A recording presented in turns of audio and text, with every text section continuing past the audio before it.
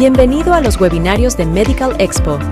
Este es el punto de encuentro donde la innovación en tecnología médica y el conocimiento especializado se unen para impulsar tu desarrollo profesional.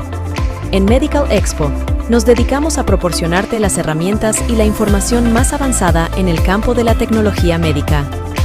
Nuestros webinarios están diseñados para ofrecerte un aprendizaje profundo y práctico, guiado por expertos líderes en la industria de la salud. Síguenos en nuestras redes sociales para estar siempre informado sobre nuestras próximas sesiones y oportunidades de aprendizaje. Únete a nosotros y potencia tu conocimiento y habilidades en tecnología médica.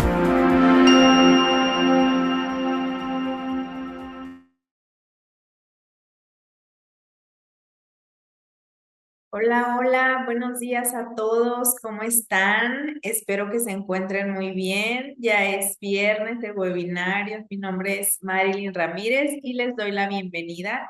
Estamos de vuelta, muy felices de recibirlos en este que es su espacio. Estuvimos ausentes debido a las actividades de la séptima edición de Medical Expo. Se llevó a cabo en Ciudad de México, en el World Trade Center.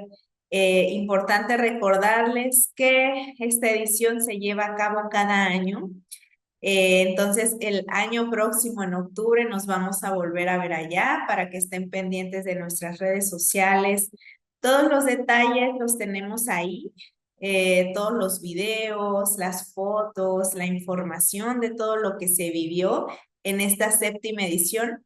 La van a poder encontrar en nuestras redes sociales, así que los invitamos a seguirnos. Vamos a estar colocando en el chat información de nuestros invitados, de nuestra ponente, de nuestras redes, para que estén ahí al pendiente. Les recordamos que estamos también en vivo y al finalizar tendremos una sesión de preguntas con nuestra invitada del día de hoy, nuestra especialista. Va a estar respondiendo a las dudas que puedan surgir respecto al tema. También van a poder obtener su constancia al finalizar el tema. En el chat vamos a estar colocando el link para que puedan descargarla de manera muy fácil. Gracias por sus saludos, por sus comentarios, por la interacción. Nos gusta mucho saber de dónde nos están viendo, de dónde se conectan. Y bueno, más adelante ya les estaremos colocando ahí el link de la constancia. Ahorita voy a pasar a presentar el tema del día de hoy, que es dolor posoperatorio, estrategias para prevenir y controlar el dolor después de la cirugía, a cargo de la doctora Angélica Ortega Barreiro, médico cirujano y partero por la Universidad de Guadalajara, médico anestesiólogo egresada del IMSS ECNO UMAE con subespecialidad en clínica del dolor y cuidados paliativos, anestesióloga cardiovascular y anestesióloga regionalista. Y los encargados de traernos mes con mes temas de anestesiología es la Asociación de Anestesiólogos del Estado de Jalisco, Colegio Médico ACE. Y les platico que es una asociación civil sin fines de lucro en la cual se busca, en base al cumplimiento de sus estatutos, el estar en un proceso de actualización continua en el campo de la anestesiología, así como pugnar porque en el sector salud se brinde un proceso anestesiológico de calidad y seguridad para los pacientes. Pues bueno, le damos la bienvenida y agradecemos mucho a la Asociación de Anestesiólogos del Estado de Jalisco. Bienvenida, doctora Angélica, ¿cómo está? Muchas gracias, muy contenta y les agradezco a Medical Expo, a la asociación, pues por esta participación y el esfuerzo que se hace constante para incluso plantear los temas que sean de interés y la educación creo que es básica para nuestra liberación de muchas dudas y no solo eso, sino de saber cómo podemos participar de nuestra salud todos, ¿no? Gracias. Bien, muchísimas gracias, doctora. Entonces le dejo el espacio para que pueda proyectar su presentación. Sí, muy bien.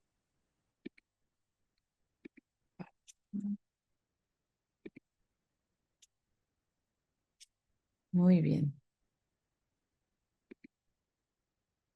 Pues es un gusto. Ahorita voy a poner la presentación como es desde el inicio. Y bueno, hablar del dolor posoperatorio y las estrategias para prevenirlo, tendríamos que hablar de otras circunstancias que competen a esto. Primeramente, plantear la estrategia, hablamos de decir, bueno, podemos utilizar algún tipo de analgésico, algún tipo de anestesia, no lo sé, ¿no? Durante el procedimiento o qué voy a tomar posterior a un procedimiento quirúrgico, pero en realidad las estrategias y objetivos se basarían en la capacitación y la comprensión de lo que es el dolor posoperatorio y cómo sería su manejo. Cómo podemos optimizar tanto los recursos en beneficio del paciente como también en satisfacción del personal que lo aplica. ¿Por qué? Porque esto compete muchísimo lo que en cada región, en cada país tenemos para aplicarlo. Y por lo tanto, también cómo disminuir la estancia hospitalaria o el reingreso hospitalario por dolor, ¿no? Que esto puede ser frecuente si no tenemos un buen control una vez egresado el paciente y puede tener unas complicaciones, ¿no? Por lo tanto, el objetivo también es disminuir lo que son procesos inflamatorios que degeneren con infecciones o trombosis. Y pues al final sería el objetivo mejorar la calidad de vida del paciente. Por lo tanto, desglosaremos cada una de estas estrategias, que sería la capacitación y la comprensión de lo que es el manejo del dolor posoperatorio. Tenemos que saber que en algunas series reportadas la incidencia del dolor severo está posoperatorio está en un 5 a un 11%. Estas son estadísticas realizadas en otros países donde se basan mucho las investigaciones o hay más soporte tanto educativo y por lo tanto nos arrojan estas estadísticas. Estos hospitales probablemente han utilizado más estrategias. En nuestro país apenas estamos haciendo algunas investigaciones de la incidencia de dolor, se aplican estrategias, pero bueno, no hemos conocido totalmente en todos los centros qué porcentaje tenemos, ¿no? Hablar de un 5 y un 11 en severo, pues ya es alarmante, ¿no?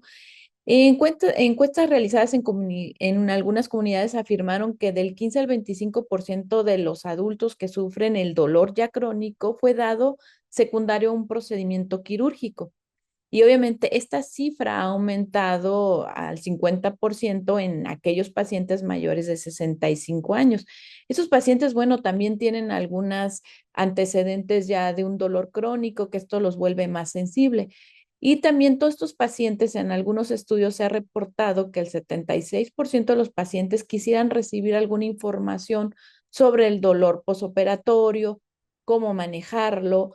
¿Por qué? Porque una tendencia que tenemos como eh, humanos también es no querer hablar de lo que pudiera pasar, temas muerte, temas enfermedades como el cáncer o el dolor, ¿no? Entra el paciente para un procedimiento quirúrgico y es un tema que no se quiere tratar porque se evita el decir, bueno, le va a doler probablemente por esta cirugía y entonces el paciente probablemente no se va a querer operar cuando es necesario que viva el procedimiento quirúrgico para mejorar su condición. De hecho, hay pacientes que deciden no quererse operar porque saben que por antecedentes de otras personas tuvieron mucho dolor, entonces dicen, no, mejor no me opero, ¿no? Y van complicándose sus casos. Aquí es muy importante hablar de la evaluación. La evaluación del dolor es hablar de la actividad diaria, ¿no?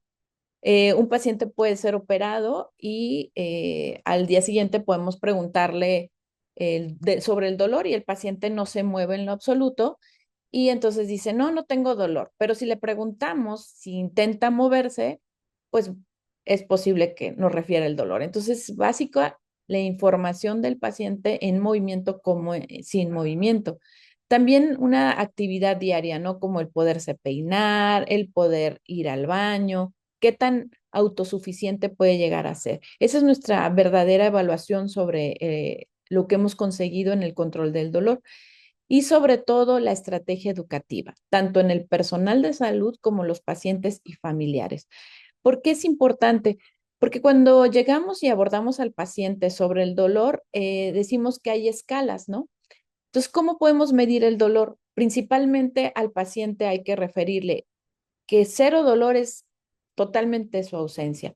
Y que el dolor máximo, que sería un 10, que medimos una escala de 0 a 10 o de 0 a 100 milímetros, entonces esos pacientes deben de conocer que la escala de 10 sería relacionada a un dolor que ellos hayan experimentado previamente tan intenso e insoportable, ¿no?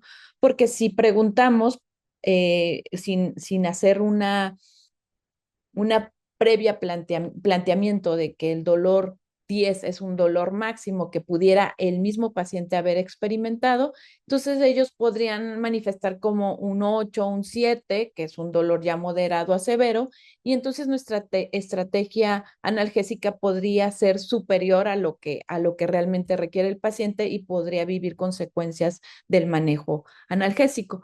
Por lo tanto, la manera de lograr un mismo vocabulario entre el paciente, el personal de salud, es esencial para poder tener una muy buena estrategia del manejo del dolor posquirúrgico. Y por lo tanto, también que el personal de salud vaya sabiendo qué es el dolor posoperatorio. ¿Por qué? Porque sabemos efectivamente que el dolor depende totalmente de la percepción del paciente. No es algo que podamos realmente medir en un estudio de sangre.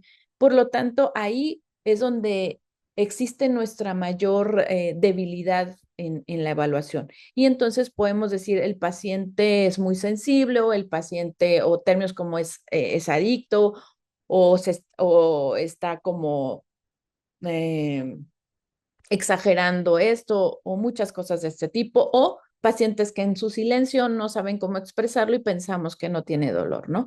Entonces, el dolor agudo posoperatorio es una consecuencia totalmente esperada de un procedimiento quirúrgico. Sabemos que le va a doler desde una incisión. Nosotros podemos sufrir una cortadura accidental y nos va a doler, ¿no? Pero no sabíamos, fue accidental que nos cortamos, ¿no? Pero, por ejemplo, en un paciente quirúrgico sabemos que ya va a haber un acto quirúrgico, que va a haber una incisión, que va a haber dolor. Por lo tanto, el dolor crónico puede ser una consecuencia que sí se ha estudiado que llega a ser hasta de un 20, un 30%, siendo motivo de un 20% de consultas en clínica del dolor, ¿no? Cuando ya los pacientes han superado el tiempo de recuperación y han sido más uso de analgésicos que los han llevado a especialistas, ¿no? Y obviamente el impacto que han tenido en su supervivencia ha sido complicado. ¿Por qué? Pues porque al no tener un manejo adecuado del dolor posoperatorio, obviamente ha impactado en su actividad diaria. Y obviamente hay factores relacionados que pudieran proceder de un acto quirúrgico o de un antecedente del paciente, ¿no? Por eso es importante conocer el paciente. Entonces, una de las estrategias más importantes es saber a qué me enfrento, qué tipo de procedimiento quirúrgico se va a llevar a cabo y qué tipo de paciente tengo, ¿no? Y bueno, al finalizar la pandemia de la enfermedad del coronavirus en el 19, hubo más o menos, se centraron 300 millones de cirugías por un año en todo el mundo, porque pues hubo un detenimiento de todos los procedimientos quirúrgicos y esto llevó a una incidencia de un 30% de dolor posoperatorio crónico que ellos ya evaluaron y pues estamos hablando de a nivel mundial pues un 90 millones de personas, que esto pues sí genera un impacto económico en cualquier país, ¿no? Y pues también una insatisfacción en la atención médica. Por lo tanto, es importante llegar a un mayor control, una mejor estrategia. Y pues una de las cosas que tenemos que saber es saber qué es el dolor, ¿no? Como es una sensación desagradable, es, lo percibe la parte sensitiva de nuestro cerebro a un daño potencial o real. Me van a operar y empiezo a percibir ya una sensibilidad o he tenido una sensibilidad constante por una alteración en una articulación y entonces me ha llevado a una sensibilidad y al daño potencial, el cual puedo dejar de caminar. Esto se integra en mi percepción del dolor y obviamente finalmente el cuerpo tiende a protegerse, ¿no? Y va generando mucha cascada inflamatoria. Pero bueno, sin embargo, en algunas ocasiones se producen modificaciones en estas alteraciones en la conducción de lo que es el nervio periférico, que es todos los nervios que tienen que ver con toda la la economía de nuestro cuerpo, ¿no? Toda la piel. Entonces, estos, estos nervios, al momento que se hace una incisión quirúrgica, pueden modificar al cicatrizarse, pues obviamente modifican su organización y esto puede ser una fisiología normal, que es una conducción normal donde hay un tejido ya reparado, no tendría por qué haber dolor o sensibilidad. Pero cuando este existe es porque esa organización nueva, esa regeneración de fibras nerviosas, lograron tener una regeneración a la mejor anómala, que anómala se refiere a que es están mandando una información como si hubiera que proteger el cuerpo cuando ya no, ya está hay una reparación, pero es por la manera en que se reparó, ¿no? Y obviamente esta persistencia nos genera lo que es el dolor crónico. ¿Y con qué se está relacionado el dolor crónico posquirúrgico? Pues es un dolor de tipo neuropático, está más relacionado con un dolor tipo comezón, descarga eléctrica, ardoroso, quemante. Por ello es a veces complejo manifestarlo porque las personas a veces no saben cómo hablar del dolor o dicen simplemente, es que no es un dolor, solo siento como frío, porque relacionan el dolor como algo punzante. Entonces, la educación sobre el tipo de dolor y cómo es el dolor nos ayuda también a aplicar lo que es el manejo farmacológico, qué medicamentos, cómo voy a hacer mi estrategia para el control del dolor. Y obviamente, este dolor de este tipo neuropático puede ser desencadenado por una mastectomía, por una cirugía en tórax, una toracotomía, una cirugía de hernioplastía, alguna articulación, ya sea hombro, cadera, rodilla, que esté asociado con este tipo de procedimientos quirúrgicos, este dolor puede ser desencadenado y puede ser persistente. Y obviamente el uso de opioides, que son medicamentos que podemos usar en forma continua, o hay pacientes que ya los están utilizando como el tramadol, como la buprenorfina, la morfina y todo este tipo de medicamentos, pueden generar en el paciente ya una también sensibilidad previa, ansiedad, depresión, miedo, cosas así, ¿no? ¿Por qué? Porque son pacientes que ya fueron sensibilizados previamente. Y también la duración de la cirugía parece ser muy relevante en desarrollar el dolor posoperatorio. Dicen que las mujeres tienen mayor riesgo de dolor crónico que el hombre, ¿no? Pero en realidad es variable, también tiene mucho que ver la manera que lo integro, la manera en que lo manifiesto. Entonces, es parte de la forma en que yo percibo el dolor, como yo lo puedo manifestar, incluso en una forma educativa. Por lo tanto, hay estudios en un centro de traumatología de primer nivel, se reportó que el dolor crónico era hasta un 14.8% al año después de una cirugía. Entonces, esto puede persistir y limitar a un paciente de forma prolongada. Y el dolor en una articulación puede ser hasta de 49.4%, que son, por ejemplo, las prótesis rodilla-cadera, y de la incisión puede ser hasta de un 37.7% y derivado de corte de nervios, pues puede ser de un 33.7%. Estos son casi la mitad de los procedimientos quirúrgicos en traumatología, entonces es un área de oportunidad para el tratamiento.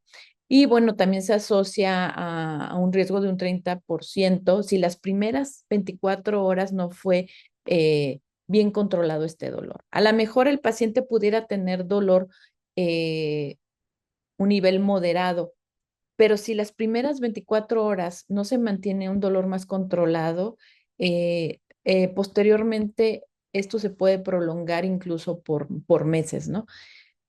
En un proceso de inflamación por un acto quirúrgico tiene que llevar un tiempo de reparación. A lo mejor no vamos a llevar al paciente a un control del 0%, pero si tenemos una estrategia analgésica en el cual se mantenga sin un dolor que impida incluso respirar profundamente al paciente, comer o dormir, entonces tendremos el riesgo muy alto de un dolor posoperatorio hasta de 2 a 3 veces mayor. Por lo tanto, es importante nosotros para poder definir qué estrategia utilizar en el dolor posoperatorio, saber si es un dolor nociceptivo que tiene que ver únicamente por las incisiones quirúrgicas o un inflamatorio que es por los procesos quirúrgicos articulares o un proceso que el paciente ya haya tenido. Y un proceso neuropático cuando hay cortes de nervios, ¿no? Como en el caso de las amputaciones, que es muy claro, ¿no? O lo que es incisiones muy cerca del tórax, que tienen que ver con nervios eh, que envuelven lo que es la pared del tórax, entonces nos evitan la respiración profunda y mayor complicaciones. Y se sabe que pues son cirugías que son más dolorosas las que están cerca de los músculos respiratorios. También tenemos que entender lo que es la matriz del dolor, lo que es la percepción del dolor, es claramente una función del cerebro consciente, que era lo que decía previamente. No es algo que podemos medir con un análisis de sangre, tendríamos que hacer resonancias magnéticas funcionales para ver qué tanto hay de impacto en el dolor crónico en un paciente, ¿no? Entonces, tenemos receptores sensitivos, nociceptivos, que se integran en las partes de la corteza cerebral, lo que son las amígdalas, todo lo que responde en el paciente básicamente eh, a nivel cerebral. Aquí les señalo que es aquí donde se integra todo lo somatosensorial y también al sentir al tacto, lo que se vuelve sensible, que es la herida quirúrgica, y lo que es el estímulo auditivo, tanto el estímulo auditivo como el estímulo visual. Por ello se hacen estrategias incluso con los pacientes con música o mejorar como las zonas donde son los procedimientos quirúrgicos, donde hay un tipo de luz, un tipo de color. Es muy importante que el paciente esté tranquilo. Es parte de las estrategias. Incluso el sentir el tacto, la mano, todo estará bien. Tiene receptores el cerebro en el cual pueden producir a nivel central un confort, el solo hecho de hablar con el paciente, el hablar de una estrategia de, para su analgesia, ya hace que el paciente genere otra posibilidad en su percepción del dolor. Y obviamente el paciente, pues al tener eh, eh, una lesión quirúrgica, eh, el cerebro se pone en un acto de atención y estrés. ¿Por qué? Porque ese estrés es un mecanismo que tenemos natural de supervivencia. Por lo tanto, al activarse este estrés, nos queda pues la estrategia de acompañar al paciente, preguntar adecuadamente para poder saber qué tipo de dolor y poderle aplicar algún medicamento e involucrarlo también en el manejo. Y bueno, el dolor intenso genera un compromiso emocional y obviamente el paciente se desconecta. Entonces podemos estar queriendo abordar al paciente y cuando vemos que es un dolor tan intenso, tenemos que aplicar una estrategia para que el paciente pueda escucharnos, ¿no? Porque en ese momento el paciente ni siquiera va a poder escucharnos. ¿Qué tenemos que también ver en esas estrategias? Es optimizar los recursos en beneficio del paciente y satisfacción del personal.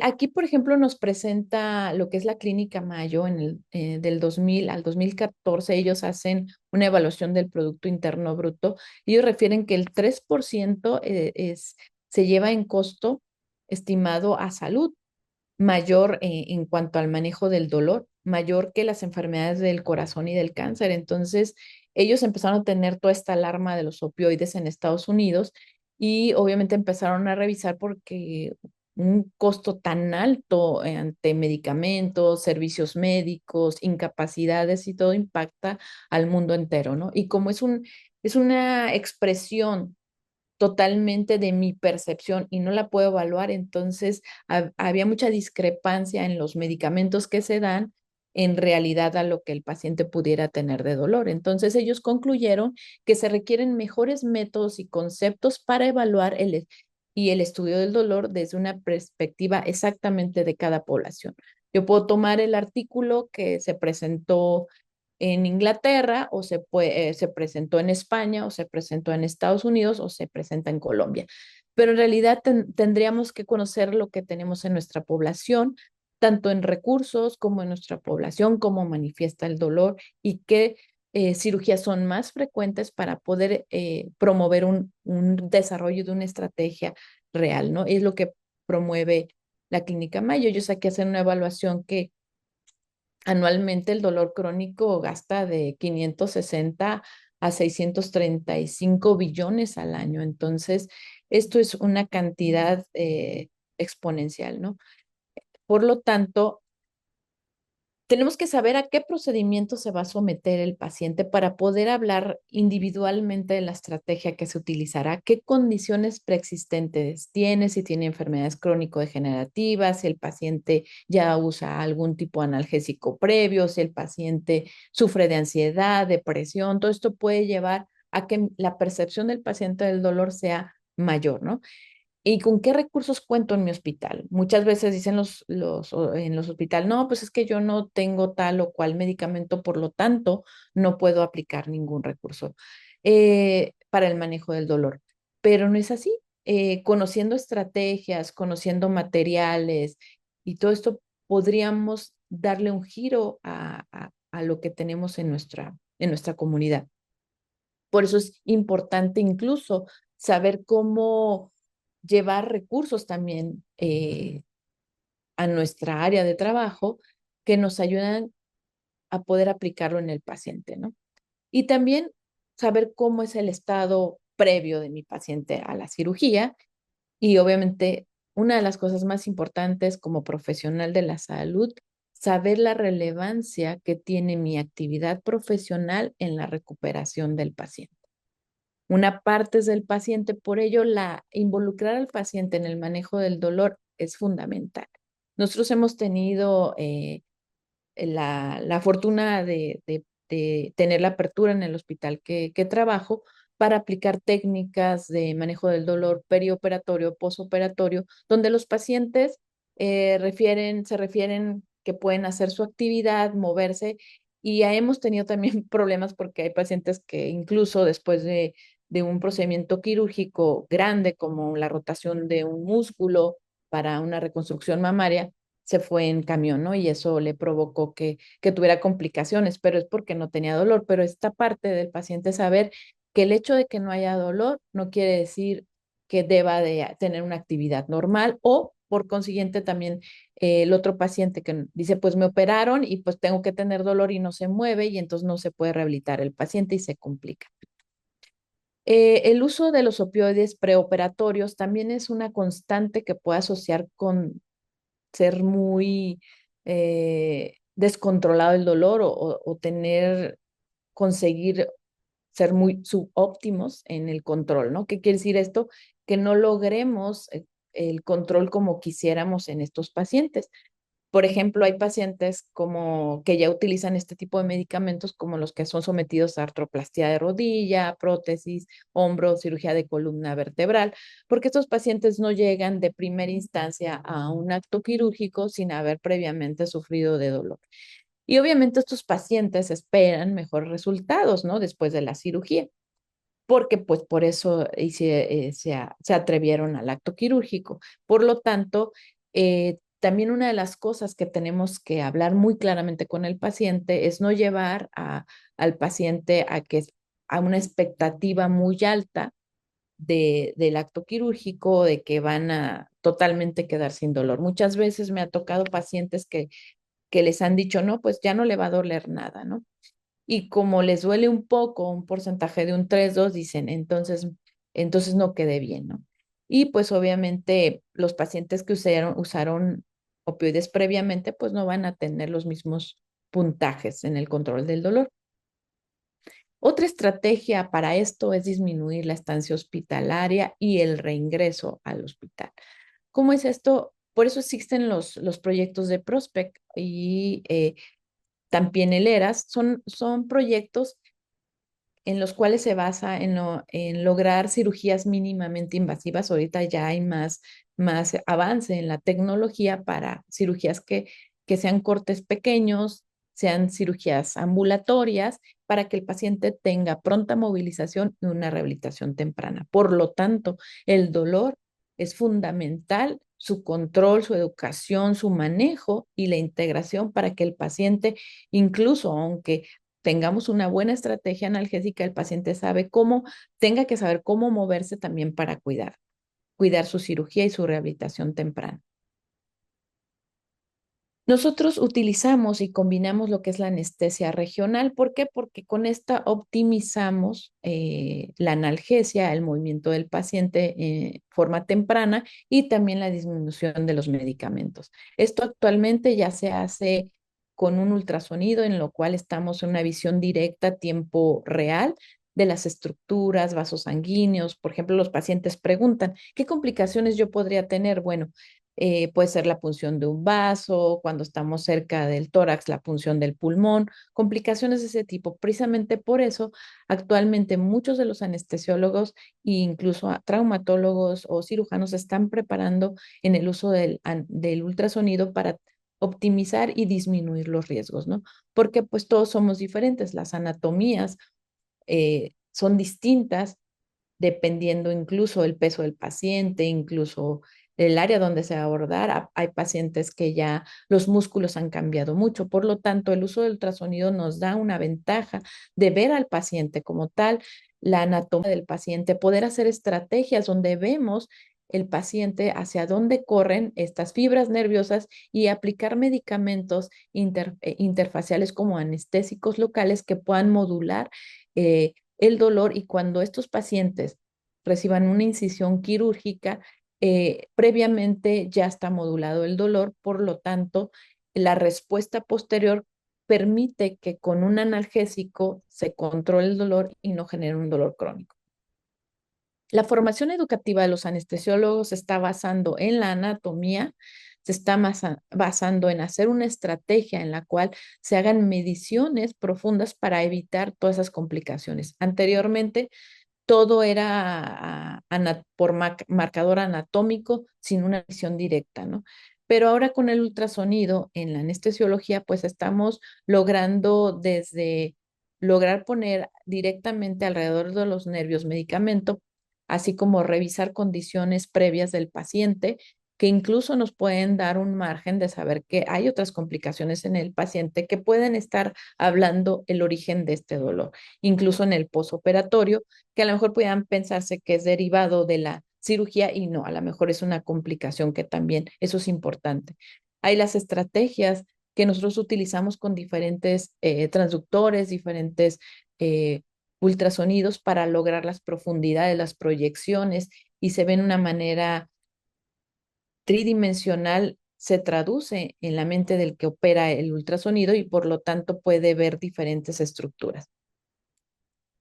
Aquí revisamos, por ejemplo, los plexos, las derivaciones de los nervios. Aquí vemos, por ejemplo, lo que es el pulmón. Entonces nos da un margen de seguridad para poder distribuir lo que es el medicamento alrededor del nervio y no lesionarlo. Esto está basado porque la modulación, ya se sabe que la modulación epigenética es importantísima.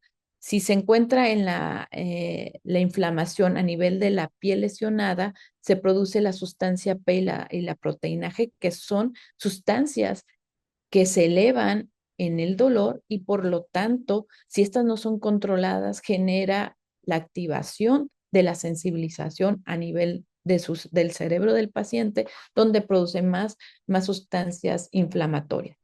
Y obviamente obtenemos las endorfinas, que son nuestra capacidad de protegernos de un dolor tan intenso. Esto estamos apoyando a nivel periférico al hacer estas infiltraciones. Este dolor es mayor control. Por lo tanto, el control en los cambios de la metilación del ADN a nivel periférico de las fibras nerviosas eh, produce la disminución de un estado de hiperalgesia. ¿Qué es hiperalgesia? Es un dolor exagerado en la zona quirúrgica, que este se puede prolongar por meses. Y obviamente que uno de los factores que, como se los dije anteriormente, como los ambientales, el uso del opioide previamente nos produce mucho más sensibilidad.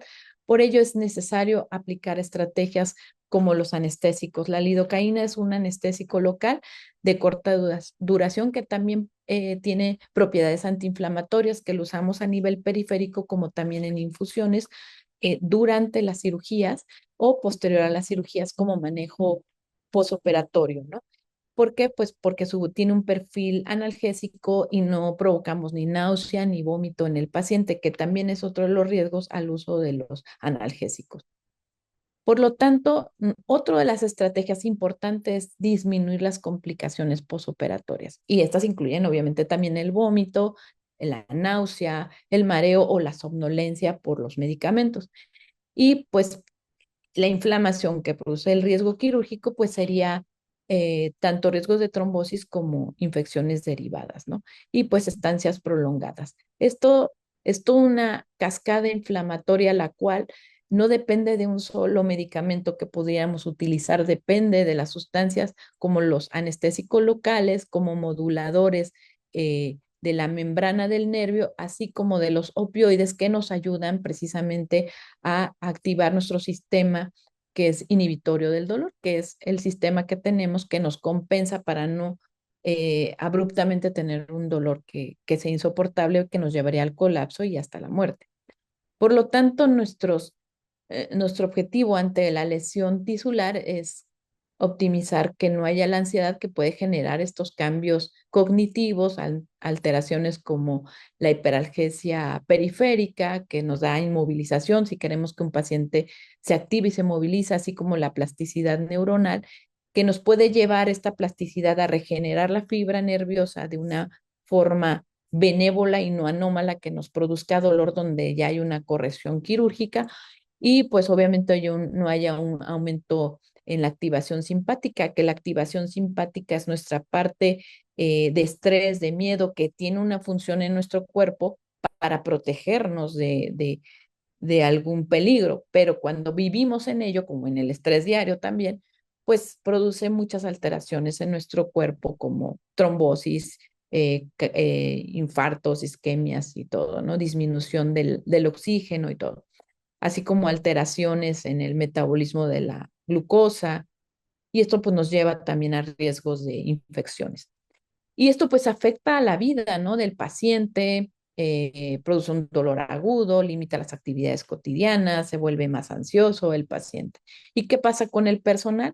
Pues obviamente el personal en salud se confronta con un paciente lleno de incertidumbre, estresado, con adrenalina, cortisol, y obviamente el paciente pues depende de un autocuidado, tiene incertidumbre, ¿no? Por lo tanto, es importante saber que el paciente va a tener dolor posterior a un acto quirúrgico. Yo aquí les presento, son dos pequeños que fueron uno de los que más defendieron el que se les escuchara en cuanto al dolor, ¿no? Por lo tanto, este anónimo que dice, tengo derecho de que familiares y amigos y personal de salud como médicos crean en mi dolor. ¿Por qué?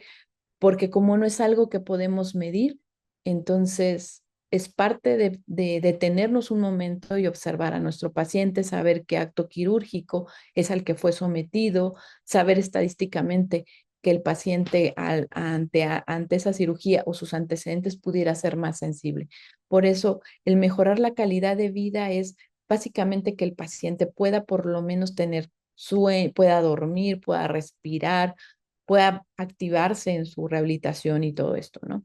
Entonces, el manejo farmacológico postoperatorio debe establecerse con horarios de cobertura. Si, por ejemplo, el paciente se le da un analgésico opioide como el tramadol, que es de su vida media más o menos de 6 a 8 horas y solo le doy una vez al día, pues el paciente va a estar descubierto las siguientes 12 horas y puede generar picos dolorosos. Por lo tanto, en el manejo posoperatorio nosotros utilizamos infusiones analgésicas donde combinamos medicamentos.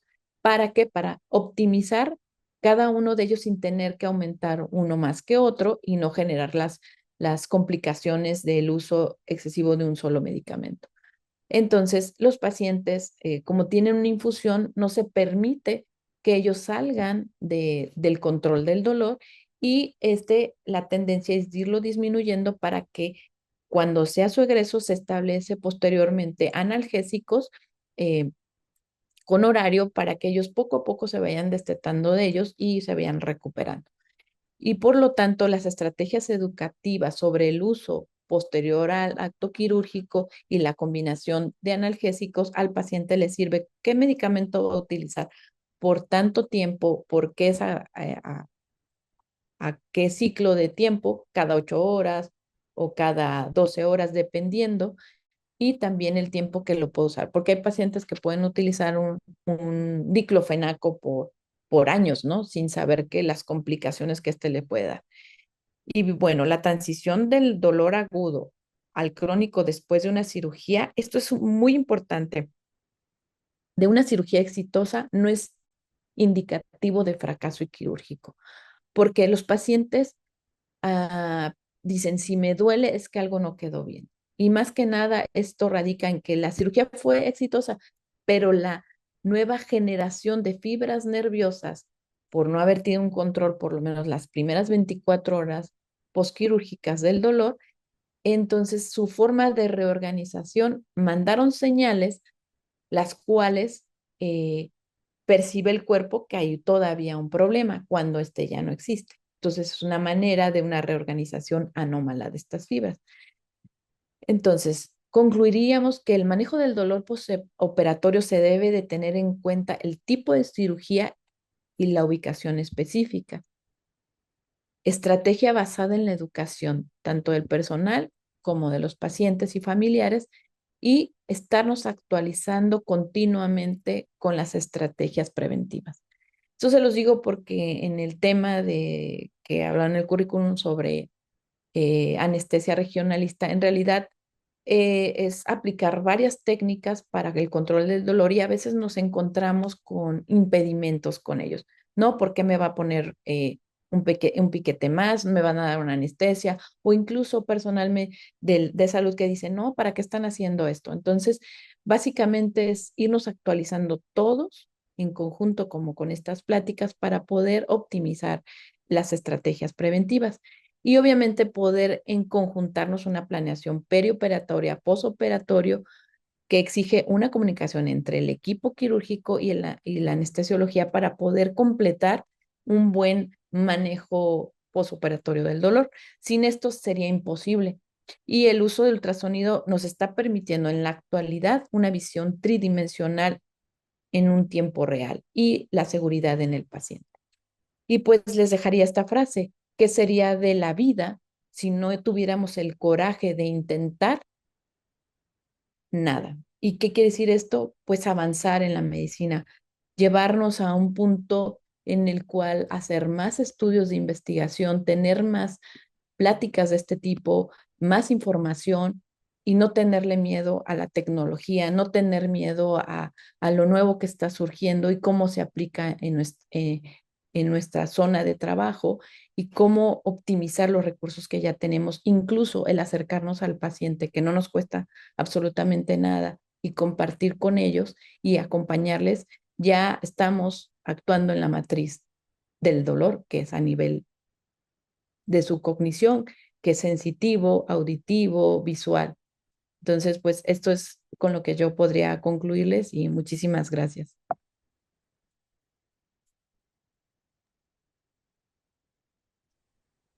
Muchas gracias, doctora Angélica. Gracias por compartirnos este tema, por tomarse el tiempo. Ahorita vamos a pasar a una sesión de preguntas y respuestas, si usted nos los permite. Ya nos están dejando sus saludos desde que iniciamos. Tenemos saludos desde Morelia, Margarita Morán, María de la Luz también, desde Morelia, Michoacán, desde Guadalajara, nos saluda Marta, María Elena desde Colombia.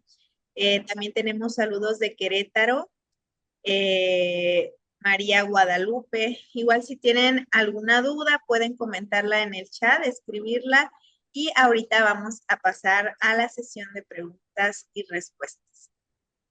También tenemos saludos de Nelson Castro desde Guatemala, de Mérida, Yucatán, María Eduarda y de Nicaragua, Yaret Torres.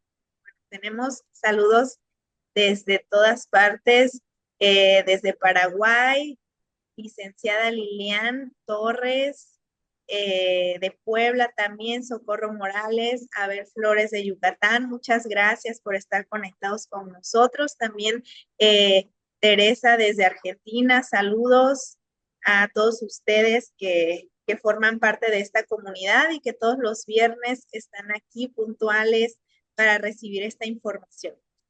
Ahora, si me lo permite, doctora, vamos a pasar con la primer pregunta. Nos dice doctora Franco, tras el dolor neuropático, ¿qué tan efectiva es la combinación de núcleo CMP más algún medicamento para neuropatía? Sí, claro, este medicamento es como una primera línea estratégica. Claro que funciona muy bien. ¿Por qué? Pues porque el dolor neuropático ya son varias sustancias que se están secretando a nivel cerebral que tienen que ver con la sensibilidad, la percepción, con que el paciente ya no puede generar su propia control del dolor, que nosotros todos tenemos el sistema descendente inhibitorio con lo que es las endorfinas. Entonces el paciente puede tener ansiedad, ¿no? Estos medicamentos actúan a nivel de la fibra nerviosa, entonces, claro, con una estrategia como un neuromodulador, también un gabapentinoide, nos ayuda a quitar esa memoria y en esa combinación no genera ningún problema en el paciente. Muchas gracias. Tenemos otra pregunta, nos dice Socorro Morales, ¿cómo identificamos las fibras nerviosas y del tejido muscular con el ultrasonido? Ya que en ocasiones solo se ve como borrosa la imagen.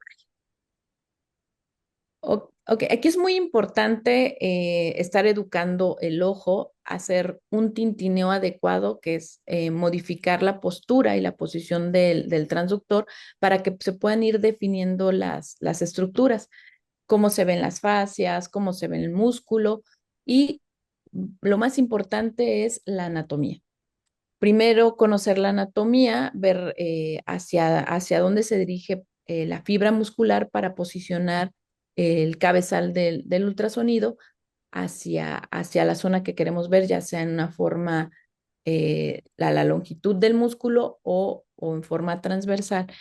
El nervio, hay nervios de diferentes tamaños, hay nervios que entre más cerca estén del neuroeje, que es de la columna, se van a ver más gruesos, ¿no? Hay nervios que por ende, como el ciático, son grandes, son gruesos. Hay nervios que, que son como un espacio hipoicoico, que son nervios chiquitos, como los periféricos de los radiales. ¿Qué tiene que ver? Pues mucho las fibras que contenga ese nervio, ¿no? Si son fibras más gruesas o más pequeñas.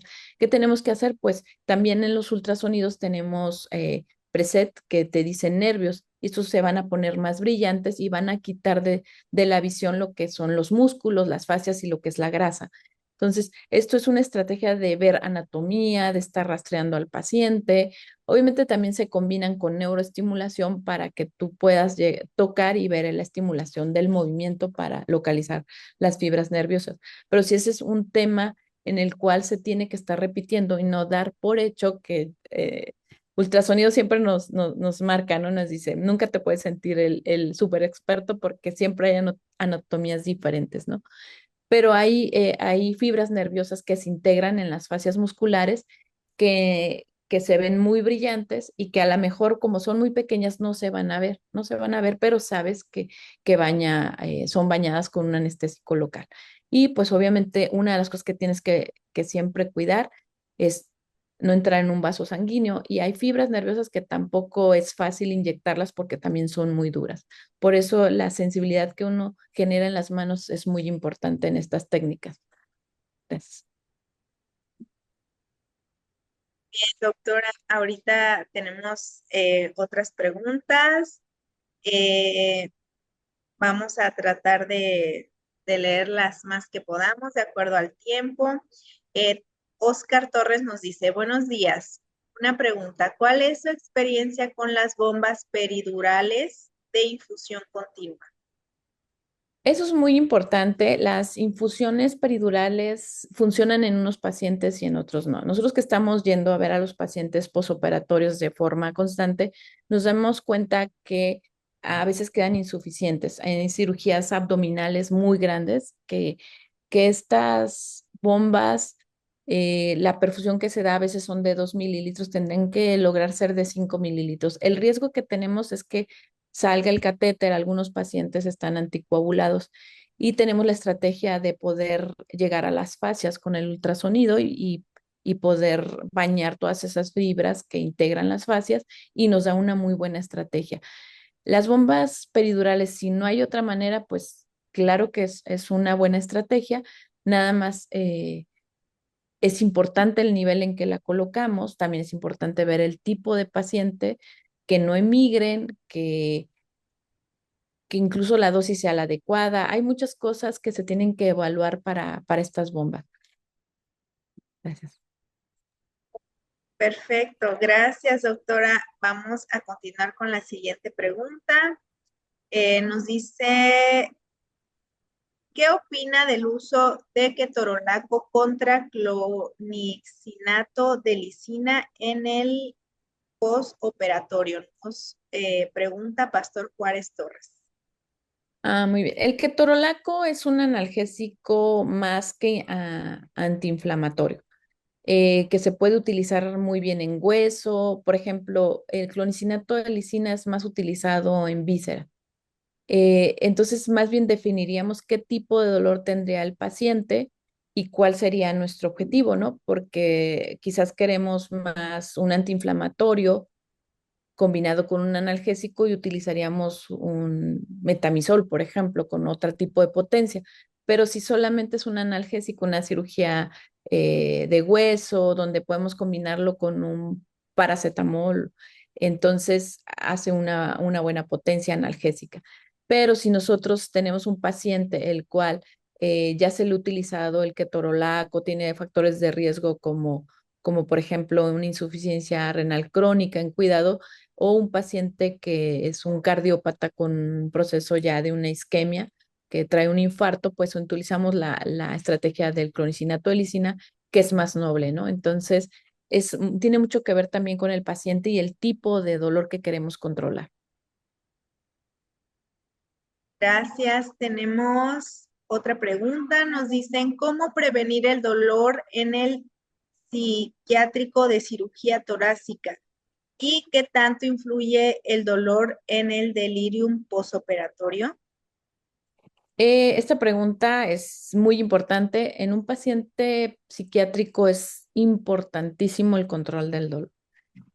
Quizás él no va a participar mucho en nosotros poder hacer una técnica en forma despierta en el paciente. Tendríamos que hacerlo bajo ya la anestesia general y sobre todo en una cirugía torácica que es muy dolorosa. En ese paciente puede que haya mayor delirio, mayor deterioro, incluso mayor inflamación. ¿Por qué? Porque es un paciente que cognitivamente ya tenemos una barrera, ¿no?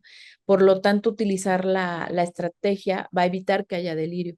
Y eso se hace bajo anestesia general con una estrategia regional. ¿Por qué? Porque estos pacientes, como usan medicamentos controlados también, el utilizar opioides en combinación y también algunos neuromoduladores en altas dosis porque no logramos controlarlas, esos pacientes con facilidad pueden hacer tanto tolerancia como también una intoxicación por medicamentos, ¿no? Por lo tanto, son de gran interés en un control como los geriátricos. Gracias.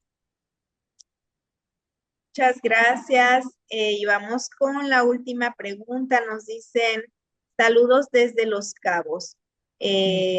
Nos dice Roberto Rey. ¿Cuál sería la mejor combinación de analgésicos posoperatoria en cirugía abdominal? En cirugía abdominal, si es en víscera profunda, la combinación como con un analgésico visceral puede ser desde un clonicinato de lisina, utilizar un analgésico puro que es el paracetamol.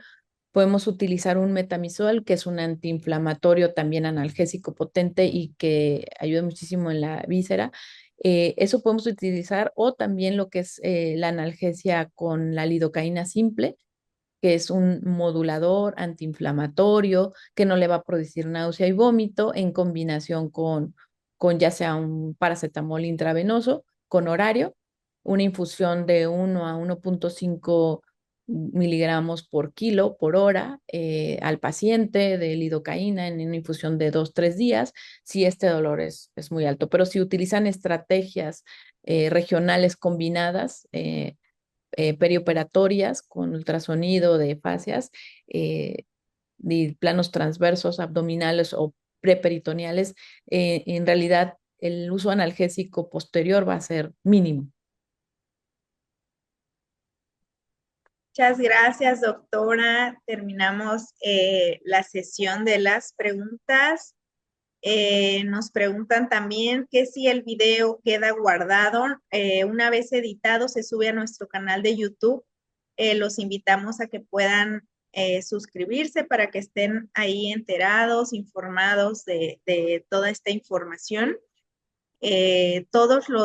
Bueno, cada semana se suben los webinarios de cada viernes para que si gustan revivir alguno, puedan ir a nuestro canal de YouTube y volver a ver los webinarios.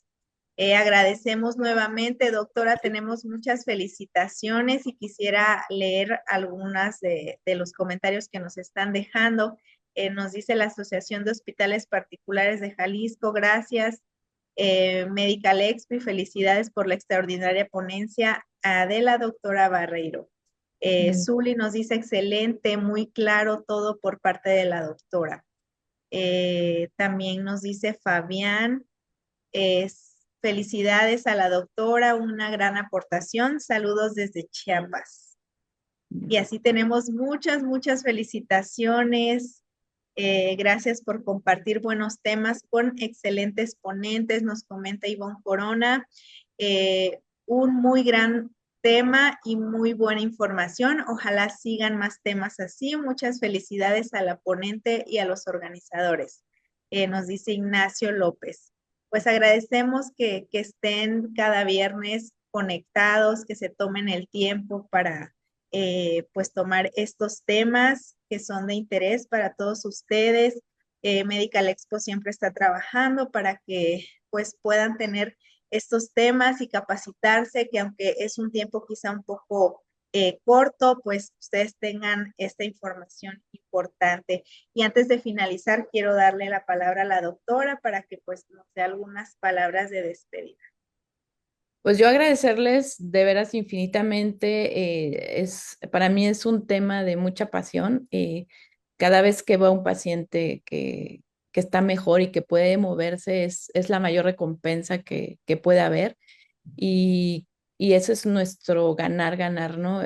Cuando hablaba del tema de para nosotros, ¿qué hay como personal de salud? Es eso, ¿no? El impulso del día a día, levantarte y todo lo que tienes que hacer para llegar a donde estás. Entonces, no hay mayor regalo que te vas a llevar que ese, ¿no? Entonces, yo les comparto esto con mucho gusto y de verdad, gracias por sus comentarios. Gracias a usted, doctora. Y bueno, nos están preguntando también el tema de la constancia, que nos comentan que son nuevos algunos. Nosotros estamos dejándoles el link en el chat para que ustedes puedan ingresar. Si son nuevos, si es la primera vez que van a descargar la constancia, les va a pedir que llenen un pequeño formulario. Una vez que lo llenen, le van a dar clic en descargar y les va a aparecer otra ventanita en donde les va a aparecer nuevamente que descarguen o que ya está descargada la constancia, confirmándoles, le dan clic para que pueda abrirles el formato PDF y puedan ver e imprimir sus constancias. ¿Vale? Esa es la mecánica que ahora manejamos para que sea más fácil, más rápido que ustedes puedan descargar y obtener su constancia. Agradecemos nuevamente este tiempo y esperamos que tengan un excelente fin de semana. A todos, recuerden que todos los viernes tenemos 2 horarios de webinarios, uno a las 10 y otro a las 11:30. Habíamos hecho una pausa por el tema de nuestra 7ª edición, que fue ahora a finales de octubre. en Ciudad de México, pero ya estamos de vuelta con la programación normal. Nosotros les estamos informando en el chat del WhatsApp, pues todos ahí los movimientos que a veces llegamos a tener en cuestión de tiempos, y pues gracias a toda nuestra comunidad que está aquí siempre pendiente y puntual. Espero que tengan un excelente fin de semana y nos vemos el próximo viernes. Este es el punto de encuentro donde la innovación en tecnología médica y el conocimiento especializado se unen para impulsar tu desarrollo profesional. En Medical Expo, nos dedicamos a proporcionarte las herramientas y la información más avanzada en el campo de la tecnología médica. Nuestros webinarios están diseñados para ofrecerte un aprendizaje profundo y práctico, guiado por expertos líderes en la industria de la salud. Síguenos en nuestras redes sociales para estar siempre informado sobre nuestras próximas sesiones y oportunidades de aprendizaje. Únete a nosotros y potencia tu conocimiento y habilidades en tecnología médica.